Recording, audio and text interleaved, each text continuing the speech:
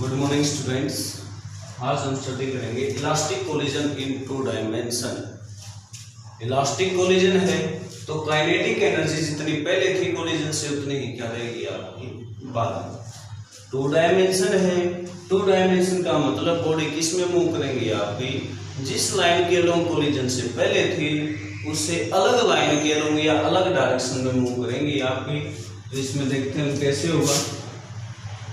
हमने ये तो बॉडी ले ली,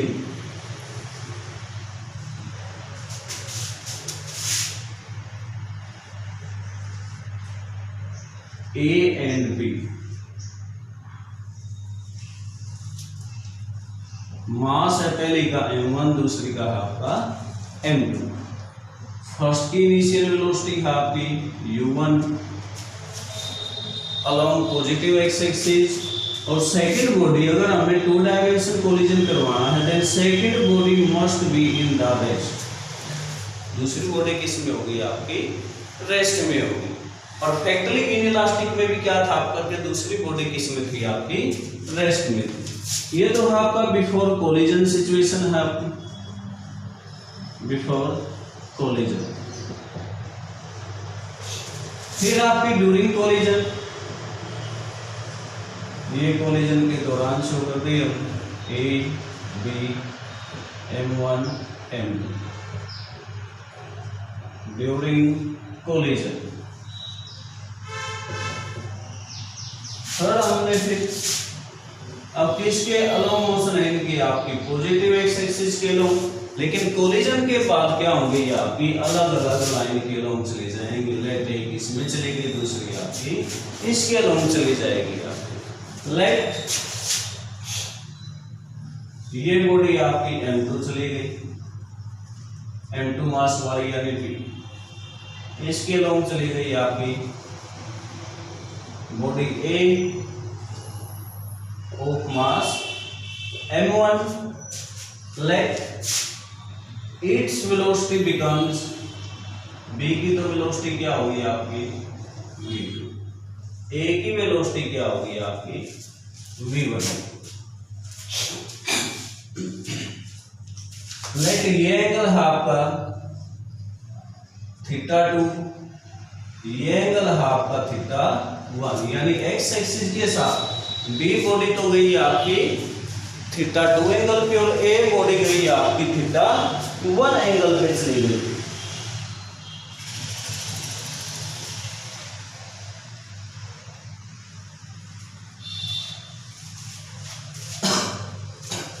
नेक्स्ट है फिर आपका, अब इस वेलोसिटी के हम क्या ले लेंगे, रेक्टेंगुलर कंपोनेंट ले लेंगे इनके लिए। अगर रेक्टेंगुलर कंपोनेंट लेंगे, लेट इसके रेक्टेंगुलर कंपोनेंट ले लो आप, एक एक्स के अलोंग हो जाएगा, दूसरा आपका वाई के अलोंग। अब ये एंगल θ2 है तो ये भी कितना होगा θ2 होगा, तो v2 का कंपोनेंट हो जाएगा ये आपका v2 cos θ2 along x axis. y axis के अलोंग क्या हो जाएगा इसका आपका v2 साइन, जिसके साथ एंगल है साइन आ जाएगा साइन θ2। ऐसे ही हम ले लेंगे m1 के रेक्टेंगुलर कंपोनेंट, एक ये हो जाएगा इसका रेक्टेंगुलर कंपोनेंट x के अलोंग, एक आपका y के अलोंग। अब x के साथ एंगल कितना है θ1, तो ये कंपोनेंट हो गया आपका v1 cos θ1 और ये हो जाएगा आपका y के अलोंग v1 sin θ1। ये डायग्राम था आपका और समझने का भी यही था हमारा डायग्राम में। वी नो दैट, इसमें लिखेंगे हम let us consider two bodies A and B of masses m1 and m2 having initial velocities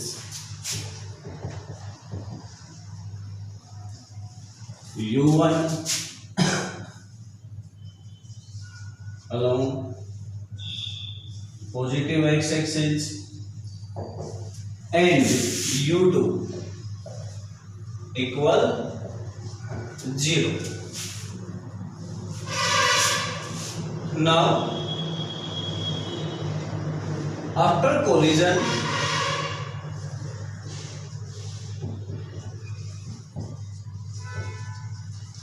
body A moves with velocity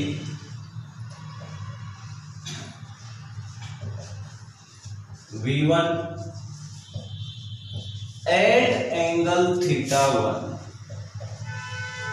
with horizontal या फिर x axis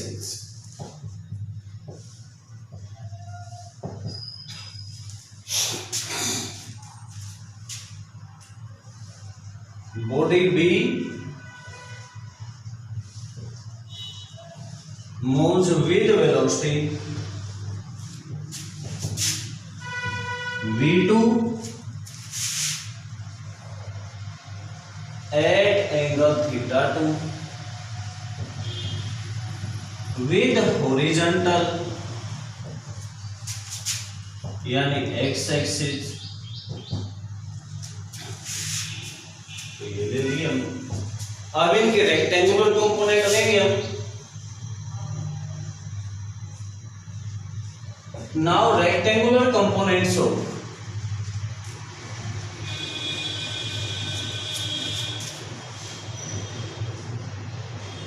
V1 and V2 are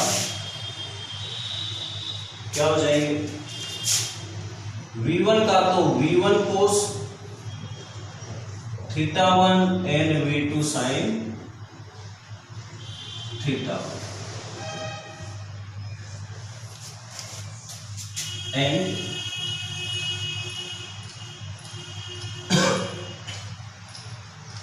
V2 के आप थे V2 cos θ2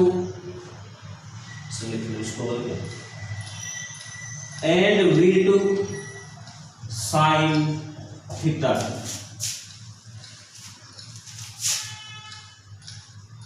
respectively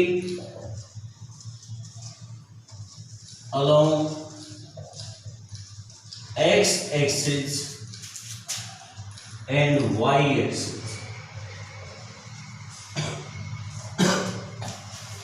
component show कर दिए हमने। अब क्या निकालो? एनर्जी इनका लीनियर मोमेंटम निकालो।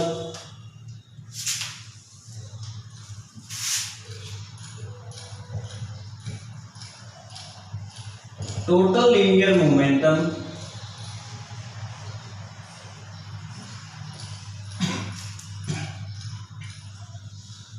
of bodies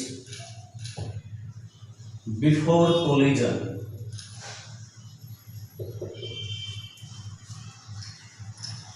along x-axis is m1 u1 plus m2 u2 कितनी हाफ की 0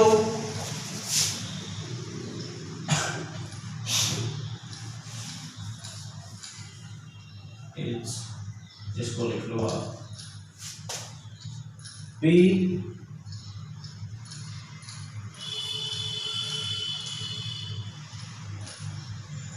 बिफोर x एक्सिस को हम ऊपर शो कर देते हैं। कितना हो जाएगा? m1 u1 plus m2 u2 कितनी हो जाएगी? आप 0 है u2, बल्कि लिख लो। अगर पुट करते हो तो बाद में पुट कर लियो। m1 u1 plus m2 into 0, ये वैल्यू 0 हो गई। तो यह आ गया आपका m1 u1। अब before collision along y axis अगर हम निकालेंगे तो कितना आएगा आपका?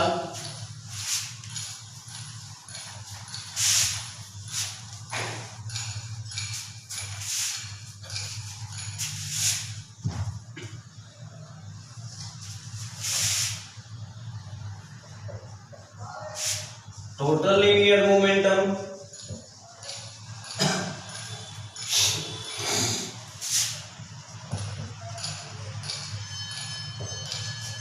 of bodies along y-axis will be 0 होगा। क्यों? क्योंकि बॉडी x के लॉन्ग मूव कर रही है, y के लॉन्ग वेलोसिटी है नहीं इनकी, तो y के लॉन्ग वेलोसिटी नहीं है तो 0 हो जाएगा। तो p before along y-axis is 0। अब लीनियर मोमेंटम के कंपोनेंट ले लो आप along x-axis, along y-axis। एक लाइन में लिख लेंगे now total linear momentum of bodies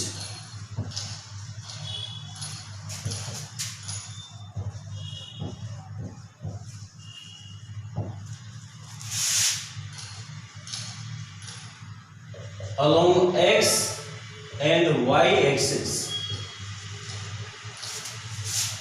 after collision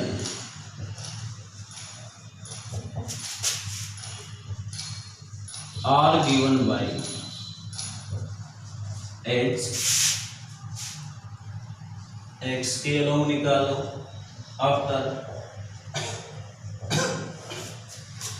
पहली बॉडी का मास m1, वेलोसिटी कितनी है x एक्सिस के along v1 cos थीटा, तो m1 v1 cos theta plus दूसरी बॉडी का मास m2, x के along वेलोसिटी कितनी है v2 cos theta.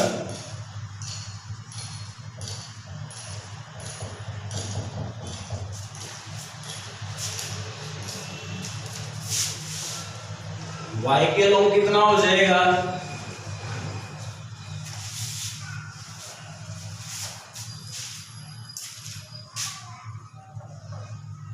p after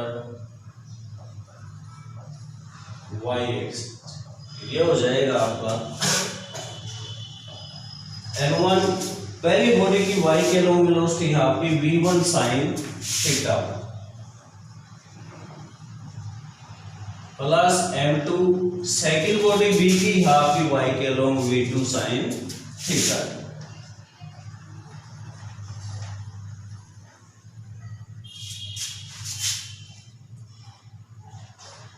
equation fourth नाम ले लो। अब by the law of conservation of linear momentum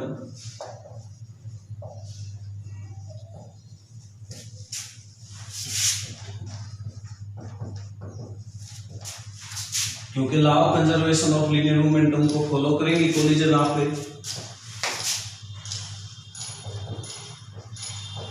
we है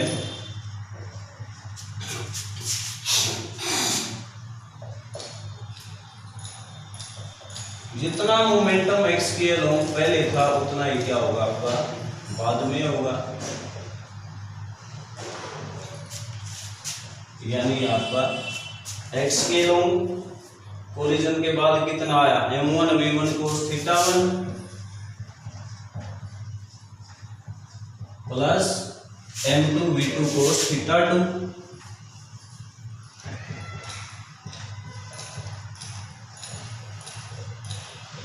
इक्वल कोलिजन से पहले कितना था x के अलोंग आपका m1 u1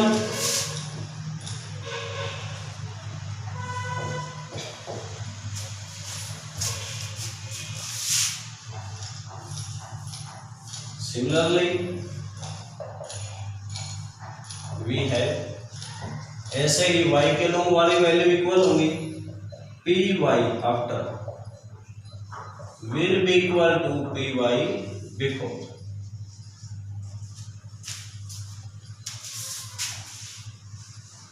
अब py कितना आपका बिफोर 0 है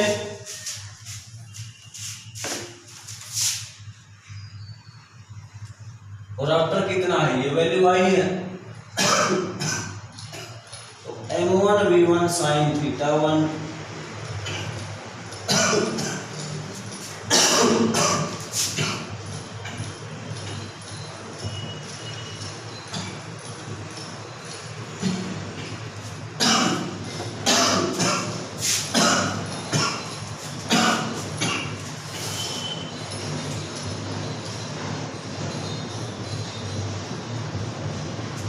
ये हो जाएगा आपका। अब kinetic energy,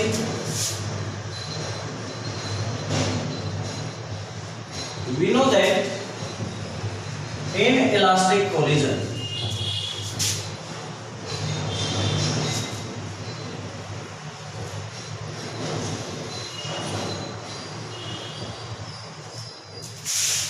total kinetic energy of bodies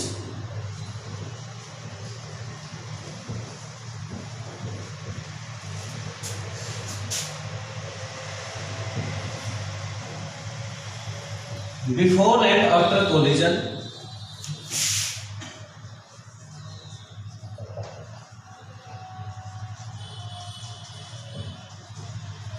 remains constant, यानी इक्वल वैल्यू होगी,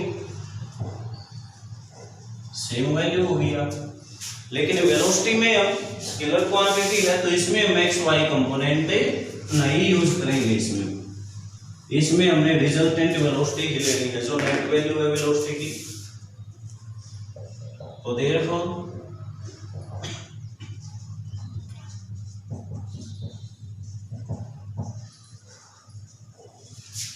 काइनेटिक एनर्जी आफ्टर क्या हो जाएगी, हाफ m1 v1 स्क्वायर, क्योंकि v1 वेलोसिटी है रिजल्टेंट की, plus half m2 v2 square equal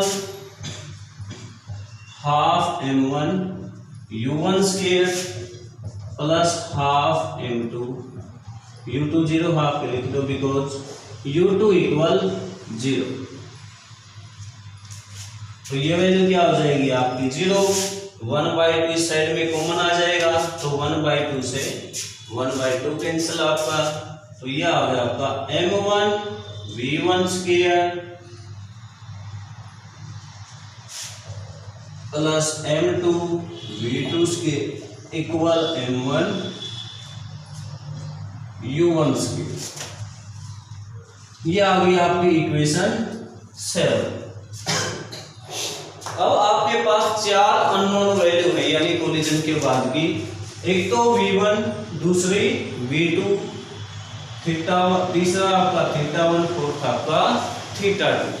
तो आपके पास वेरिएबल तो अननोन क्वांटिटी तो कितनी है आपकी 4 है, और जो मेन इक्वेशन आई है आपकी कंजर्वेशन से आपकी वो 3 आई है। एक तो आपकी ये होगी linear momentum along x axis before and after, एक आपकी एक्स एक्सिस वाली होगी, एक वाई वाली, एक आपकी काइनेटिक एनर्जी वाली। तो इक्वेशन आपके पास 3 है, अननोन आपके पास इक्वेशन 3, अननोन 4। अगर आपके पास जितने अननोन है उतनी इक्वेशन होती तो हम आसानी से इनको निकाल लेते चारों वैल्यू को। लेकिन अब हम तभी निकाल पाएंगे जब एक वैल्यू आपको पता हो या दी गई, तो वो हम या तो एक्सपेरिमेंट से या ऑलरेडी नोन हो।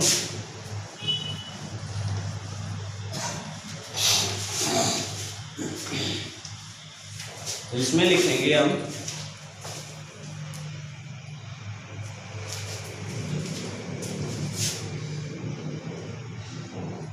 if we know the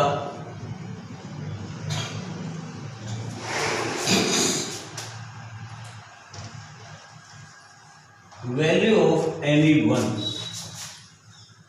unknown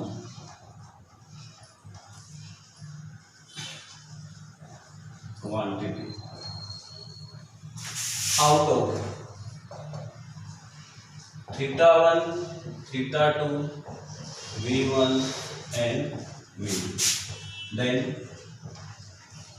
we can find out या फिर calculate other remaining 3 unknown quantities by using equations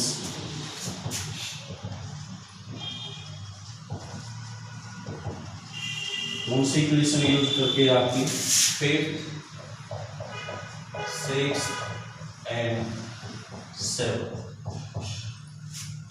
तो ये था बेटा आपका इलास्टिक कोलिजन इनटू डायमेंशन। इसके कुछ स्पेशल केस है फिर आपके ग्लांसिंग कोलिजन। अगर आपकी इनमें से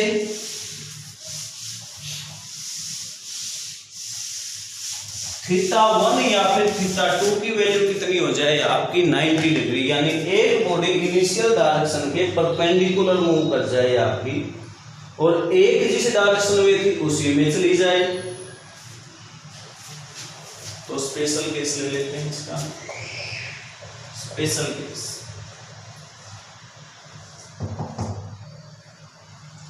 if theta 1 approaches to 0 degree and theta 2 approaches to 90, theta 1 आपका 0 डिग्री के इक्वल हो जाए और theta 2 कितना हो जाए आपका 90 डिग्री के, then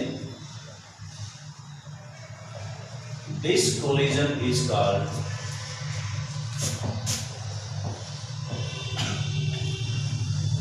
ग्लांसिंग कोलिजन। इस कोलिजन को किसका नाम दिया गया आपका ग्लांसिंग कोलिजन का।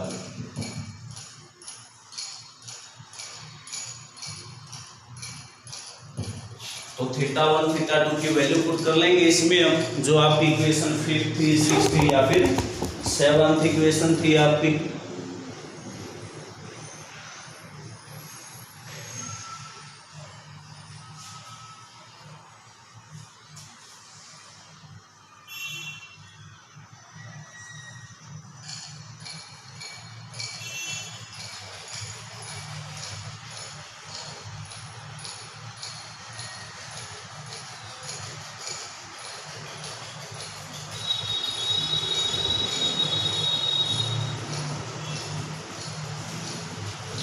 तो ये इक्वेशन यूज करके आपकी वैल्यू आ जाएगी, we get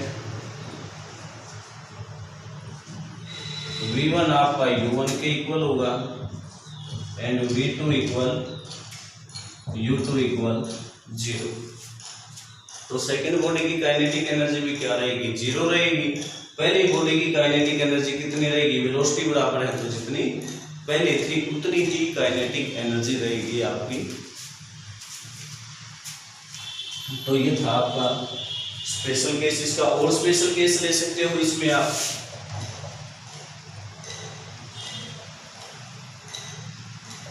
if theta 1 approaches to 0 degree and also theta 2 approaches to 0 degree। तो ये किसका केस हो जाएगा, सेकंड बॉडी रेस्ट में, पहली बॉडी मोशन में, थीटा 1 थीटा 2 आपके 0 होगी। अगर सेकंड आपकी रेस्ट में है तो ये कौन सा कोलिजन हो जाएगा आपका परफेक्टली इनइलास्टिक बन जाएगा, या परफेक्टली इनइलास्टिक बन जाएगा आपका। Then collision becomes perfectly inelastic.